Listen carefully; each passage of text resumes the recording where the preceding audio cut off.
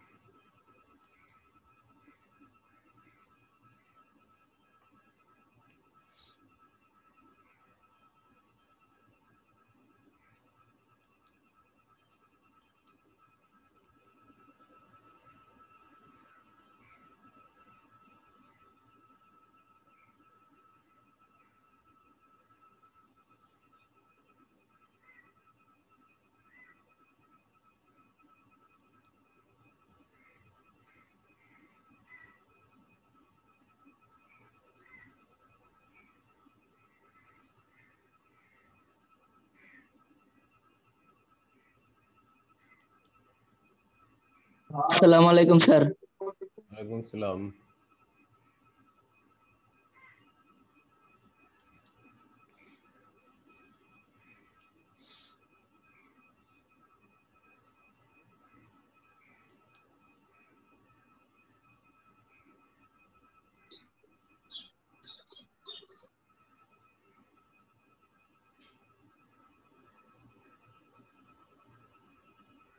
তোমাদের এই রাইসা খান লীরা, এটা কার আইডি?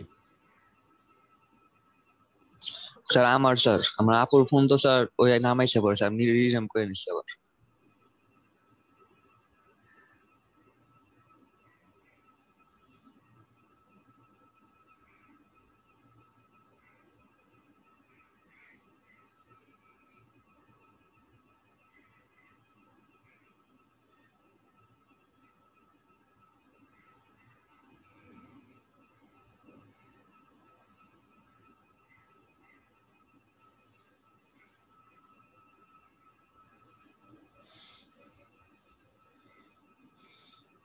সবাই ভালো আছো বয়েজ?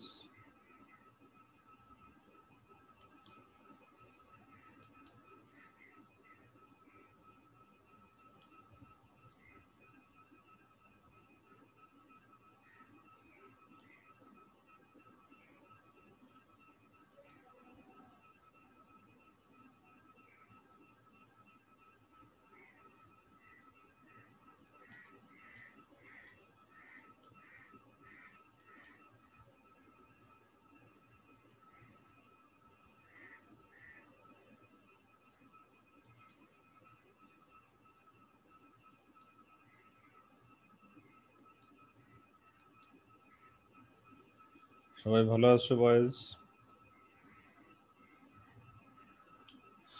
জি স্যার। আলহামদুলিল্লাহ স্যার, জি ভালো স্যার, আছি। আলহামদুলিল্লাহ। ওয়ালাইকুম স্যার। ওয়ালাইকুম সালাম।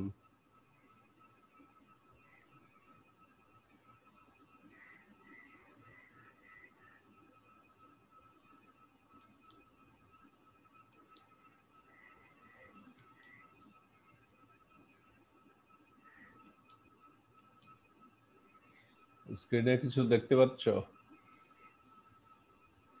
জি স্যার।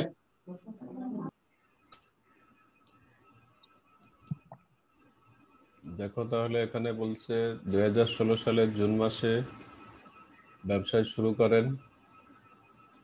1 তারিখে 20,000 টাকা নগদ নিয়ে আসলেন। 15,000 টাকা পণ্যদ্রব্য আর 10,000 টাকা ব্যাংক জমা ব্যবসায় আনয়ন করেন। যা যা আনয়ন করেন তার সমষ্টি হবে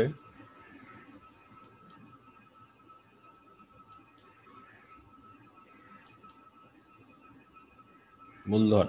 শুরুতে যা আনয়ন করেন তার সমষ্টিকে বলে মূলধন।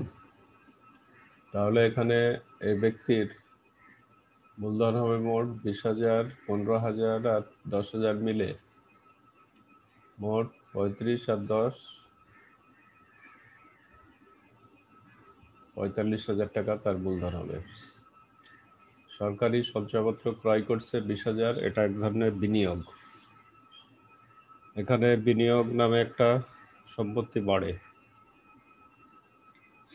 আর নগদ কমে যায়। বিনিয়োগ নামে সম্পত্তি বাড়ে আর নগদ কমে।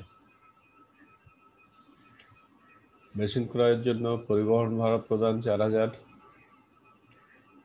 কোনো মেশিন ক্রয়ের জন্য পরিবহন ভাড়া দিলে মেশিন বা যন্ত্রপাতির মূল্য বাড়ে। কারণ তুমি একটা মেশিন বিদেশে কিনলা, তারপর এটা নিয়ে আসার যে বহন খরচ, এটা দিয়ে তোমার ওই যন্ত্রপাতির মূল্য বেড়ে যাবে আর নগদ কমে যাবে। নগদে মেশিন ক্রয়, এখানেও যন্ত্রপাতি বাড়বে আর নগদ কমে যাবে। আর এখানে আবার কিছু বকেয়া আছে, বকেয়া সহ তার যন্ত্রপাতির মূল্য বাড়বে। তুমি একটা যন্ত্রপাতি কিনলে 1 লাখে আর বললা যে ঠিক আছে আমি পরে দিচ্ছি 20,000, তাহলে তোমার মোট যন্ত্রপাতির মূল্য কত দাঁড়াবে?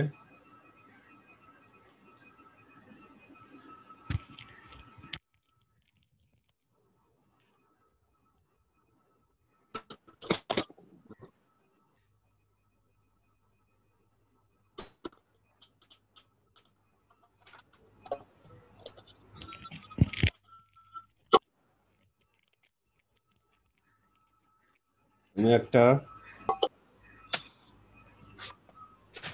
যন্ত্রপাতি ক্রয় করলা 1 লাখ টাকায় আর বললা যে আমি পরে দিচ্ছি 3,000 টাকা, তাহলে তোমার মোট যন্ত্রপাতির মূল্য কত দাঁড়াবে? 1,03,000। এই কারণে বকেয়া দিয়ে যন্ত্রপাতির মূল্য বৃদ্ধি পাবে। তারপর আছে বকেয়া সংস্থাপন মজুরি। বকেয়া সংস্থাপন, মেশিন সংস্থাপন মজুরি দিলেও যন্ত্রপাতির মূল্য বেড়ে যায়।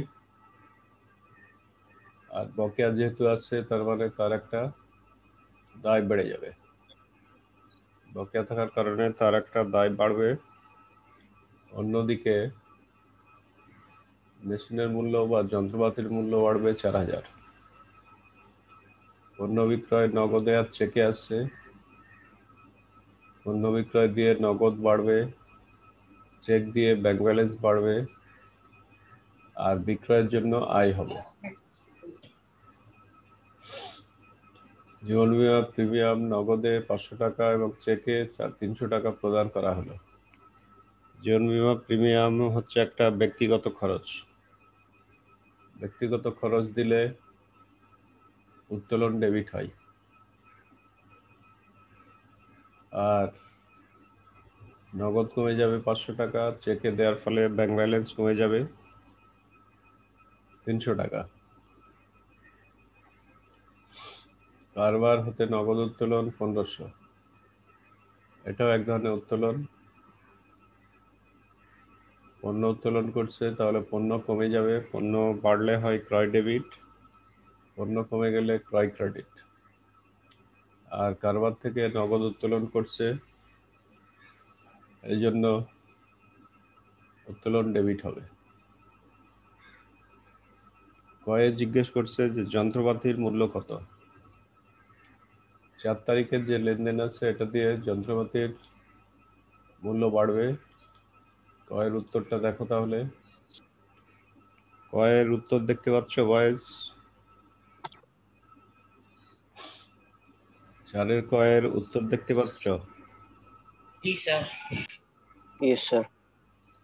এখানে মেশিন ক্রয়ের পরিবহন ভাড়া দিলে 4,000 টাকার যন্ত্রপাতির মূল্য বাড়বে। আবার নগদে মেশিন কিনছে 6,000 আর 3,000 টাকা বকেয়া আছে, এখানে মোট যন্ত্রপাতির মূল্য বেড়ে যাচ্ছে 9,000। আবার বকেয়া সংস্থাপন মজুরি আছে 4,000, এটা দিয়েও যন্ত্রপাতির মূল্য বেড়ে যাবে। এই জন্য এই 4,000 টাকা বাড়বে, তাহলে টোটাল যন্ত্রপাতির মূল্য হবে 17,000 টাকা। এখানে কোনো প্রশ্ন আছে কারো?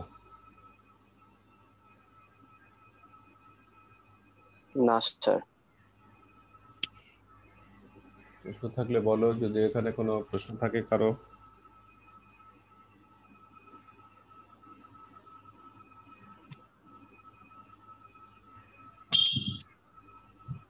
স্যার স্যার এটা 4,000 9,000 4,000 কিভাবে হলো? এখানে তো আপনি লিখছেন 6,000, বকেয়া 3,000, সংস্থাপন মজুরি 4,000। 6,000 আর 3,000 মিলে 9,000, আর মেশিন সংস্থাপন মজুরি বকেয়া আছে 4,000, তাহলে টোটাল। আর পরিবহন ভাড়া প্রদান করছে মেশিন ক্রয়ের জন্য 4,000 টাকা, তাহলে টোটাল যন্ত্রপাতির মূল্য বেড়ে যাবে 4,000। মেশিন ক্রয়ের জন্য দিছে 6,000, বকেয়া আছে 3,000, এখানে বাড়বে মোট 9,000। বকেয়া মেশিন সংস্থাপন মজুরি 4,000 দেওয়া হলো, তাহলে টোটাল 13,000 আর 4,000 17,000 টাকা যন্ত্রপাতির মূল্য বেড়ে যাবে। কে যেন হাত তুললা? অন্য কারো প্রশ্ন আসছে? হুম, স্যার বলো। স্যার আমার একটা প্রশ্ন আছে, সেটা হচ্ছে স্যার তাহলে স্যার এটা লেনদেনটা কিরকম হবে স্যার? এটা কোন লেনদেন? স্যার নগদ 50,000 টাকা দিয়ে ব্যাংক। হুম, নগদ 50,000 কি বললা?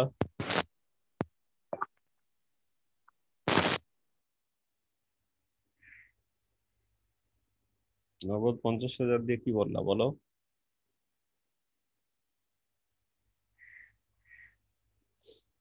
নগদ 50,000 দিয়ে কিছু বললা?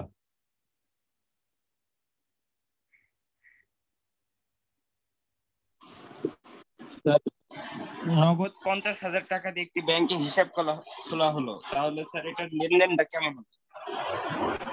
স্যার খোলা হলে ব্যাংক ব্যালেন্স বাড়ে, নগদ কমে যায়, ক্রেডিট হবে। ব্যালেন্স বাড়ার কারণে ব্যাংক ডেবিট, আর নগদ কমে যায় এই জন্য ক্রেডিট হবে।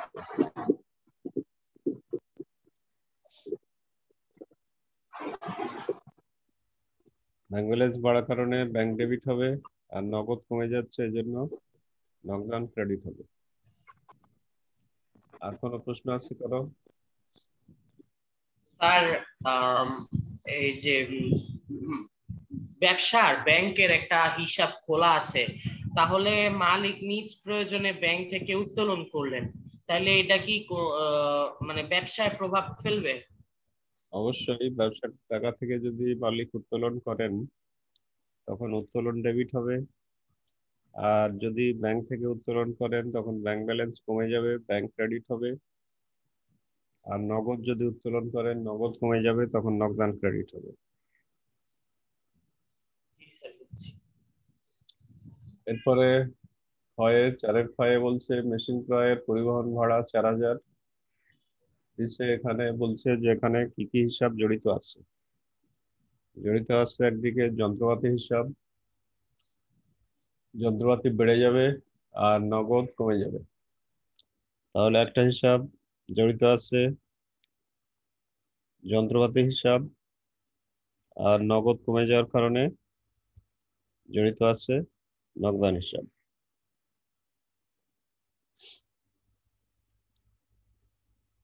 যন্ত্রপাতি বাড়ার কারণে যন্ত্রপাতি হিসাব জড়িত আছে, আর নগদ কমে যাবে এই জন্য নগদান হিসাব জড়িত আছে। নগদে মেশিন ক্রয় 6,000 আর বকেয়া হচ্ছে 3,000, এখানে মোট যন্ত্রপাতি বেড়ে যাবে 9,000 টাকা। আর নগদ কমে যাওয়ার কারণে নগদান হিসাব জড়িত আছে, আর বকেয়া হওয়ার কারণে প্রদেয় হিসাব জড়িত আছে। বকেয়া মানে প্রদেয়, প্রদেয় হিসাব আরেকটা জড়িত আছে। যন্ত্রপাতি বেড়ে যাচ্ছে, এই জন্য যন্ত্রপাতি ডেবিট, যন্ত্রপাতি সম্পদ হিসাবের মধ্যে পড়ে। নগদ কমে যাচ্ছে, নগদান হিসাব একটা জড়িত আছে। প্রদেয় হচ্ছে দায়, এই জন্য প্রদেয় হিসাব জড়িত আছে। বকেয়া মেশিন সংস্থাপন মজুরি, এখানে যন্ত্রপাতি হিসাব বেড়ে যাবে, আর বকেয়া থাকার কারণে প্রদেয় হিসাব বেড়ে যাবে। যন্ত্রপাতি হিসাব পড়বে সম্পদ হিসাবের মধ্যে, আর প্রদেয় হিসাব পড়বে দায় হিসাবের মধ্যে। পণ্য বিক্রয় 4,000 এবং 5,000 টাকা নগদে আছে, এখানে নগদ বেড়ে যাবে, এই জন্য নগদান হিসাব জড়িত আছে। আর এখানে ব্যাংক ব্যালেন্স বেড়ে যাবে, এই জন্য ব্যাংক হিসাব জড়িত আছে। আর বিক্রয়ের জন্য আয় হবে, বিক্রয় হিসাব জড়িত আছে। বিক্রয় হিসাব পড়ে আয় হিসাবের মধ্যে। তাহলে এখানে যন্ত্রপাতি হিসাব পড়তেছে সম্পদ হিসাবের মধ্যে। জড়িত হিসাব মানে হিসাবের যে শ্রেণীবিভাগ আছে, সম্পদ, দায়, মালিকানা সত্ত্ব, আয় ব্যয়, এর মধ্যে কোনটা কোন হিসাব এটা বলতে হবে। জড়িত হিসাব মানে কি কি হিসাব জড়িত আছে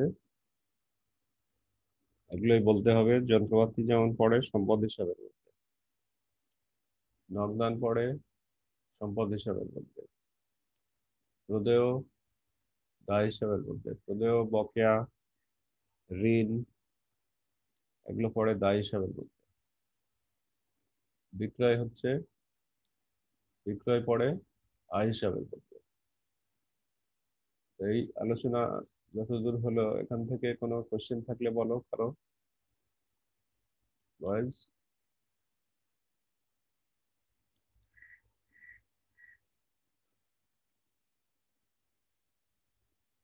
এতক্ষণ পর্যন্ত যে আলোচনা হলো এই পর্যন্ত কোনো কোশ্চেন থাকলে বলো।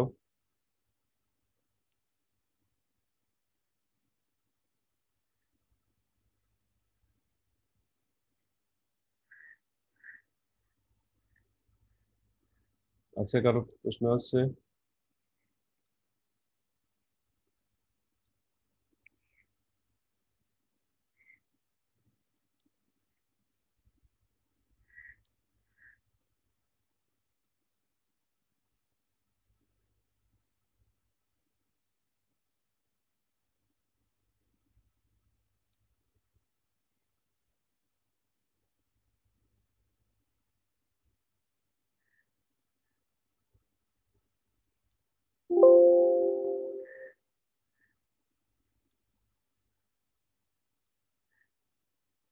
এ পর্যন্ত কোনো প্রশ্ন আছে কারো?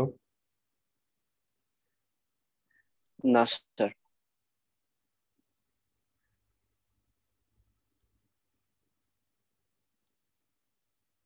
এরপরে বলছে জাবেদা নির্ণয় করো। জাবেদা না, ঠিক এখানে বলছে ডেবিট ক্রেডিট নির্ণয় করো। তারপর সব লেনদেনের আবার ডেবিট ক্রেডিট চাওয়া হয়নি। প্রশ্নে বলছে যে 8 থেকে 25 তারিখের লেনদেনের ডেবিট ক্রেডিট নির্ণয় করো। শুধু 8 থেকে 25 তারিখের লেনদেনের ডেবিট ক্রেডিট নির্ণয় করে দেখাতে হবে। 8 থেকে 25 তারিখের লেনদেনের ডেবিট ক্রেডিট নির্ণয় করে দেখাবা। 8 থেকে 25 তারিখের লেনদেনের যখন ডেবিট ক্রেডিট বলবে তখন জাবেদার ঘর টানার প্রয়োজন নাই, যে জাবেদার ঘরের ভিতরে যে দেখাতে হবে তা না। যখন ডেবিট ক্রেডিট বলবে, আর যখন বলবে জাবেদা প্রস্তুত করো, তখন জাবেদা ঘরের ভিতরে সবকিছু দেখাতে হবে। জাবেদা প্রস্তুত করো বললে ডেবিট ক্রেডিট বলার কারণে ডেবিট ক্রেডিট নির্ণয়ের যে সূত্র আছে ওই সূত্র অনুযায়ী লেনদেনের একটাকে ডেবিট বলবা, একটাকে ক্রেডিট বলবা। খুঁজে বের করে বলতে হবে। তুমি কলম কিনে নিয়ে আসলা, তাহলে তোমার কি হবে? কলমের জন্য তোমার ব্যয় হবে আর নগদ কমে যাবে। কলমের জন্য কাগজ, কলম, পেন্সিল, রাবার এগুলোকে বলে মণিহারি সংক্রান্ত ব্যয়। তো ব্যয় যে জন্য হয় মণিহারি ডেবিট হবে, আর নগদ কমে যাচ্ছে এই জন্য নগদান ক্রেডিট হবে।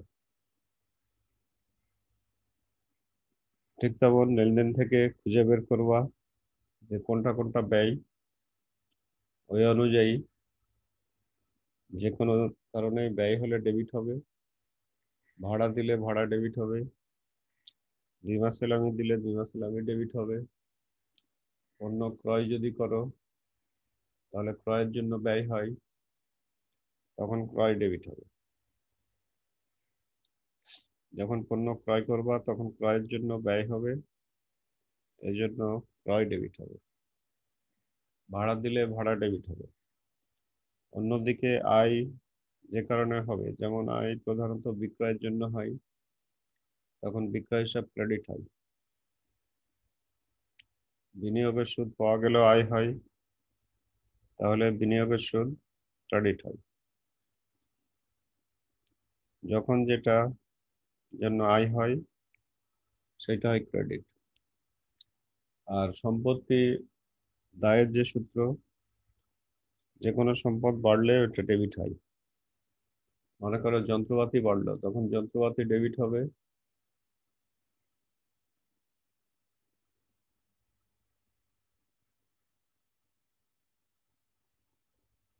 কলকবজা বাড়লো মনে করো, তখন কলকবজা ডেবিট হবে। নগদ বেড়ে গেল, তখন নগদান ডেবিট হবে।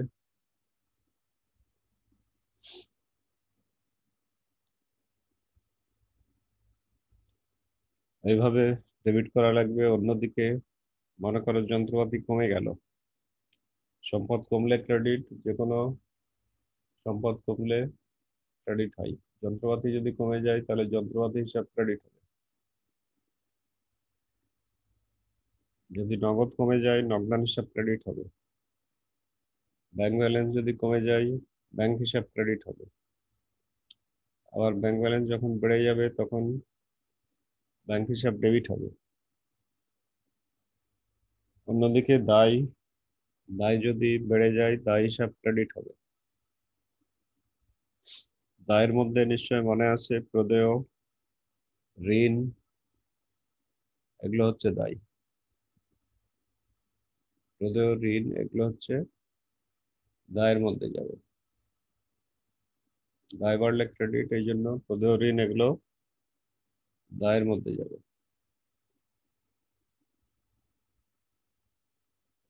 আবার যখন প্রদেয় বা বকেয়া পরিশোধ করে দিবা তখন দায় যেহেতু কমে যাবে এই জন্য প্রদেয় তখন ডেবিট হবে। ঋণ গ্রহণ করলা, তখন ঋণের জন্য দায় বেড়ে যাবে, ঋণ ক্রেডিট হবে। কিন্তু ঋণ যদি পরিশোধ করে দাও তখন ঋণ ডেবিট হবে। এইভাবে ডেবিট ক্রেডিট হবে। মালিকানা সত্ত্বের যে সূত্র, মালিকানা সত্ত্ব বাড়লে ক্রেডিট হয়, মূলধন নিয়ে আসলে মালিকানা সত্ত্ব বাড়ে, তখন মূলধন ক্রেডিট হয়। আবার যদি টাকা তুলে নেয়, উত্তোলন যদি করে, তাহলে মালিকানা সত্ত্ব কমে যায়, তখন উত্তোলন ডেবিট হয়। তো এখানে প্রথম যে লেনদেন বলা আছে বকেয়া মেশিন সংস্থাপন মজুরি, এটা দিয়ে মেশিন সংস্থাপন মানে মেশিনের একটা কোনো অংশ বাড়াচ্ছ তুমি, মেশিনের মূল্য বেড়ে যায় এই জন্য যন্ত্রপাতি ডেবিট হবে। আর বকেয়া থাকার কারণে ওদেরও ক্রেডিট হবে। যন্ত্রপাতি ডেবিট, সম্পদ বাড়ার কারণে, আর প্রদেয় ক্রেডিট দায় বাড়ার কারণে।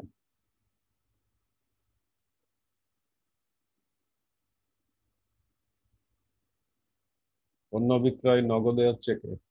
এক্ষেত্রে নগদ বেড়ে যাচ্ছে আর ব্যাংক ব্যালেন্স বেড়ে যাচ্ছে, এই জন্য নগদান ডেবিট, ব্যাংক ডেবিট, আর বিক্রয়ের জন্য আয় হচ্ছে, এর জন্য বিক্রয় হিসাব ক্রেডিট হচ্ছে। তাহলে কোনো লেনদেনে এমনও হতে পারে যে দুইটা ডেবিট থাকতে পারে, দুইটা ক্রেডিট থাকতে পারে। এটা প্রভাব অনুযায়ী লিখতে হবে। জীবন বীমা প্রিমিয়াম নগদে ও চেকে প্রদান করা হলো। জীবন বীমা প্রিমিয়াম একটা ব্যক্তিগত খরচ। যদি প্রতিষ্ঠান থেকে জীবন বীমা প্রিমিয়াম ব্যক্তিগত খরচের টাকা পরিশোধ করে, তার মানে এটা এক ধরনের উত্তোলন। উত্তোলন করলে মালিকানা সত্ত্ব কমে, এই জন্য উত্তোলন ডেবিট হবে। আর নগদ কমে যাচ্ছে, এই জন্য নগদান ক্রেডিট হবে। আর ব্যাংক ব্যালেন্স কমে যাচ্ছে, এই জন্য ব্যাংক ক্রেডিট হবে। উত্তোলন ডেবিট, নগদ কমে যাচ্ছে, নগদান ক্রেডিট, ব্যাংক ব্যালেন্স কমে যাচ্ছে, এই জন্য ব্যাংক ক্রেডিট। আবার বিশেষ প্রয়োজনে কারবার থেকে আবার নগদ উত্তোলন করছে 1500, আর পণ্য উত্তোলন করছে 600 টাকা। উত্তোলন করলেই মালিকানা সত্ত্ব কমে যায়, এই জন্য উত্তোলন ডেবিট হবে। নগদ কমে যাচ্ছে, এই জন্য নগদান ক্রেডিট হবে। আর পণ্য উত্তোলন করার কারণে ক্রয় ক্রেডিট হবে। পণ্য যদি উত্তোলন করে তাহলে ক্রয় হিসাব ক্রেডিট হবে। পণ্য বাড়লে ক্রয় ডেবিট হয়, আর পণ্য কমে গেলে ক্রয় ক্রেডিট হয়। এই পর্যন্ত কার কি প্রশ্ন আছে বলো? বয়েজ,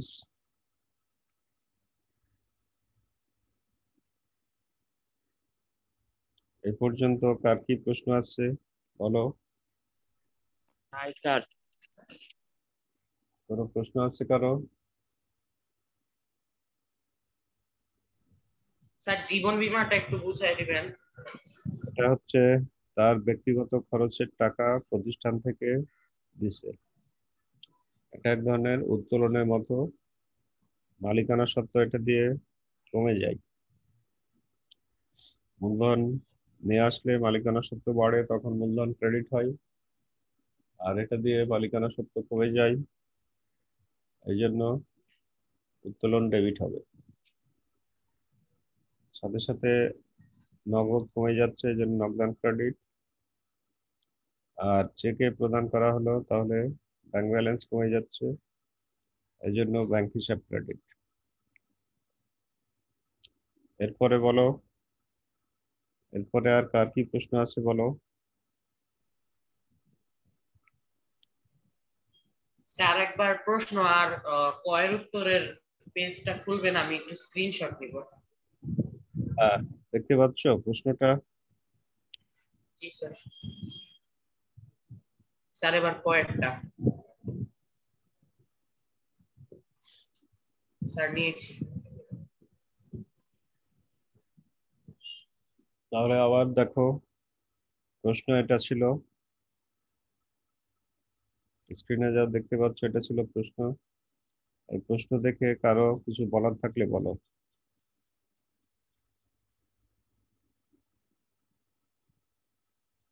হ্যালো বয়েজ,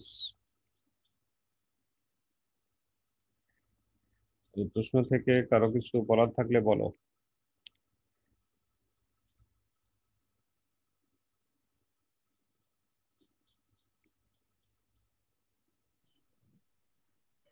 এখান থেকে কারো কিছু বলার আছে?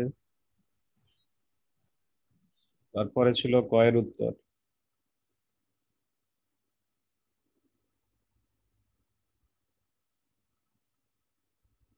কয়ের উত্তর থেকে কোনো কোশ্চেন যদি কারো থাকে বলো। স্যার আমার প্রশ্ন থেকে একটা কোশ্চেন ছিল। বলো। স্যার যদি প্রারম্ভিক মূলধনে শুধু নগদ আর আসবাবপত্রের মানে যন্ত্রপাতির একটা হিসাব দেওয়া থাকে, তাহলে স্বত্বাধিকারের পরিমাণ নির্ণয় করতে গেলে কি মানে জানুয়ারির 1 তারিখে যদি আরেকটা লেনদেন দেওয়া থাকে, তাহলে কি প্রারম্ভিক মূলধন আর ওই লেনদেন সহ মূলধন ফুল মূলধনটা ধরবো? হ্যাঁ, যা যা দিয়ে আসবে তার সমষ্টি হবে মূলধন। এখানে যেমন যা দেখতেছো, এখানে মূলধন কত? 20,000, 15,000 আর 10,000 মিলে এখানে মূলধন হচ্ছে 45,000। তিনটা মিলে হচ্ছে মূলধন 45,000।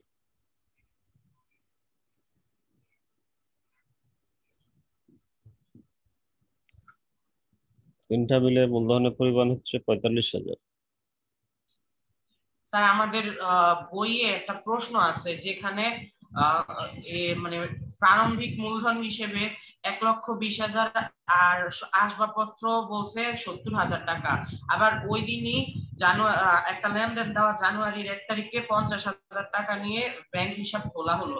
তাহলে প্রারম্ভিক মূলধনে শুধু নগদ আর আসবাবপত্র আর স্বত্বাধিকারের পরিমাণ নির্ণয় করতে গেলে কি ওই জানুয়ারির 1 তারিখের 50,000 টাকাটাকেও ধরতে হবে? না, জানুয়ারি 1 তারিখে ওটা নিয়ে আসেনি, যেহেতু শুধু 1 তারিখেরটা ধরতে হবে। 1 তারিখে যা যা নিয়ে আসলো তার সমষ্টি আসবে শুধু প্রারম্ভিক মূলধন নির্ণয়ের ক্ষেত্রে। 1 তারিখে এসে যে আবার জমা দিল, ওটা প্রারম্ভিক মূলধন নির্ণয়ে আসবে না। আর কোনো প্রশ্ন কারো? বয়েজ 10,426। আব্দুল তাওয়াব 10,426। শুনতে পাচ্ছ? তাওয়াব শুনতে পাচ্ছ তুমি? হ্যালো?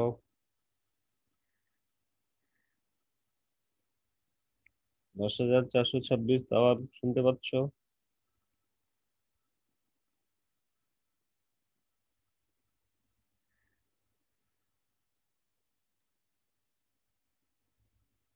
তারপর কায়াসুক শুনতে পাচ্ছ?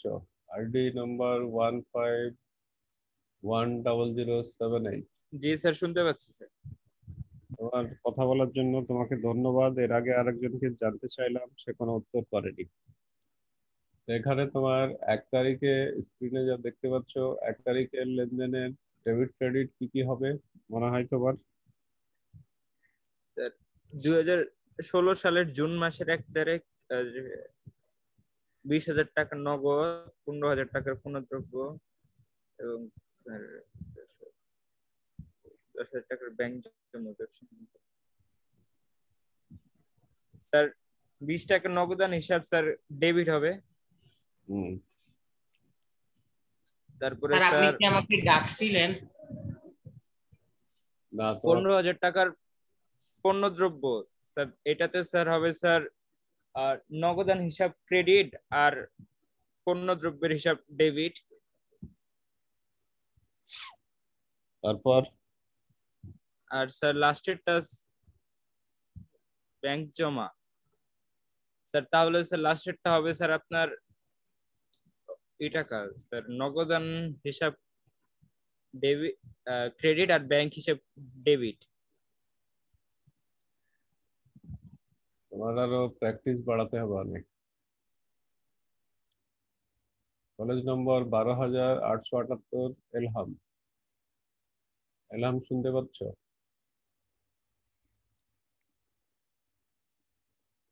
এলহাম শুনতে পাচ্ছ?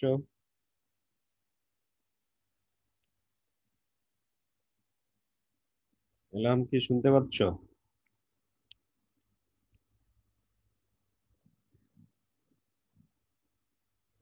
আরাফ 13,021 কলেজ নম্বর। 13,021 কলেজ নম্বর। আরাফ শুনতে পাচ্ছ?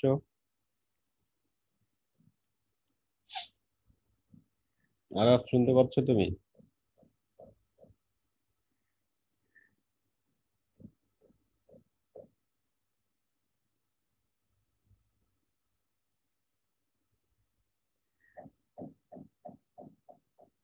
মেহেদি হাসান 12,877 কলেজ নম্বর।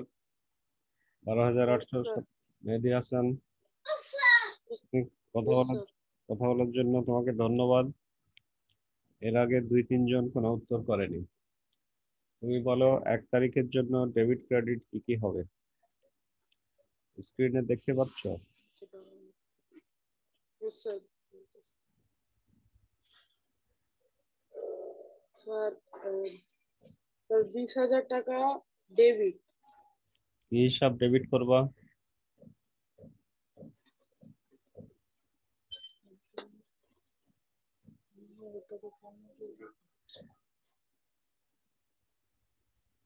$20,000 জন্য কি হিসাব ডেবিট করবা?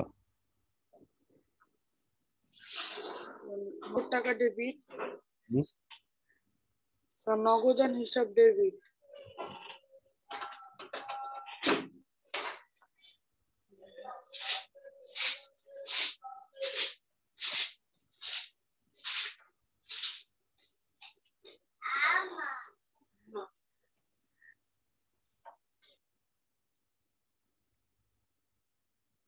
বলো, বলতে থাকো।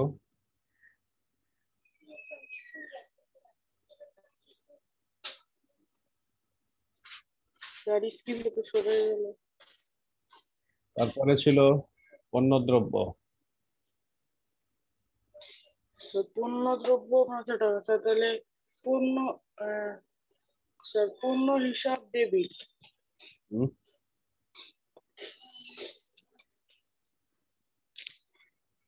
এখানে নগদ বেড়ে যাবে, নগদান ডেবিট হবে, বুঝছো? পণ্যদ্রব্যের জন্য ব্যয় হবে, পণ্যদ্রব্যের জন্য ব্যয় হওয়ার কারণে ক্রয় হিসাব ডেবিট হবে, ক্রয় হিসাব ডেবিট হবে পণ্যদ্রব্যের জন্য ব্যয় হওয়ার কারণে। ব্যাংকে জমা ক্রয় হিসাব ডেবিট আর নগদান হিসাব পণ্যদ্রব্যের জন্য ব্যয় হচ্ছে, তো এই জন্য ক্রয় ডেবিট হবে। ব্যাংক ব্যালেন্স বাড়লে ব্যাংক ডেবিট হবে। স্যার স্ক্রিন থেকে তো সরে গেল। আর স্যার মূলধন প্রশ্ন তো সরে গেল স্ক্রিন থেকে। মূলধনের জন্য মূলধন ক্রেডিট হবে। ক্লিয়ার?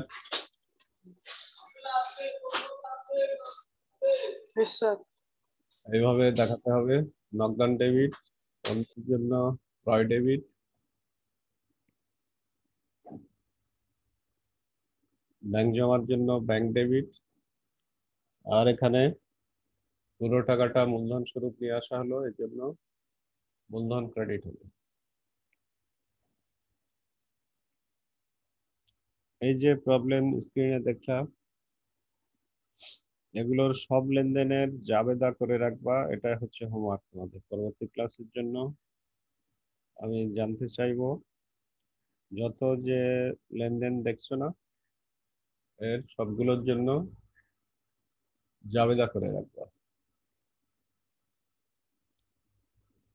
ক্লিয়ার? যারা অংশগ্রহণ করলা তাদের সবাইকে ধন্যবাদ। আর যারা অংশগ্রহণ